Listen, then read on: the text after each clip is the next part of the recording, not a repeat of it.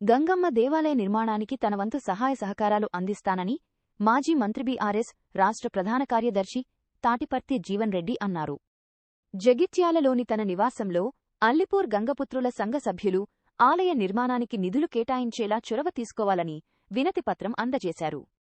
కులవృత్తిపై ఆధారపడి జీవనం సాగించే మత్స్యకారులకు ప్రభుత్వం అండగా ఉండాలని, మత్స్యకారుల సహకార సంఘాలకు ప్రభుత్వం నగదు అందజేస్తే సకాలంలో చేపనారు పోసుకుంటారని అన్నారు. గంగమ్మ గుడి నిర్మాణానికి సహరిస్తామని జీవన్ రెడ్డి హామీ ఇచ్చారు. దానిలో ఎన్ని తూట్లు పడితే మనం తెలియనిది ఏమున్నదే. కాబట్టి మరి ప్రభుత్వానికి నేను నివేదిస్తున్నా, ఇలా మత్స్యకారులకు ఎక్కడైనా కానీ చేప నారు ప్రభుత్వం కల్పించాలని చెప్పని భావిస్తున్నదో ఆ చేప నారు దాని విలువ ఏదైతుందో నగదు రూపేణ మత్స్యకార సహకార సంఘాలకు కల్పిస్తే వాళ్ళు దాన్ని పూర్తి స్థాయి లోపల ఏ విధమైనటువంటి ఒక దుబారా కాకుండా వినియోగం చేసుకునేటువంటి అవకాశం ఉంటుంది.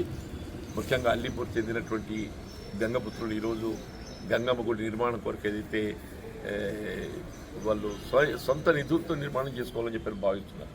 ఎందుకంటే ప్రభుత్వంకి వెళ్ళి రావడం లోపల విధి విధానాలు కొంత ఇబ్బందులు ఎదురవుతున్న దృష్ట్యా ఆ గ్రామస్తుల సహకారం ఇక్కడ ఏదో గంగపుత్రులు గంగమ్మ గుడి అంటే కేవలం గంగపుత్రులనే కాకుండా అల్లిపూర్ గ్రామంలో ఒక గొప్పతనం ఏంటంటే అన్ని కులాల వారు కూడా ఏదైతే ఇప్పుడు గంగపుత్రులు తోడు చేస్తున్నారు.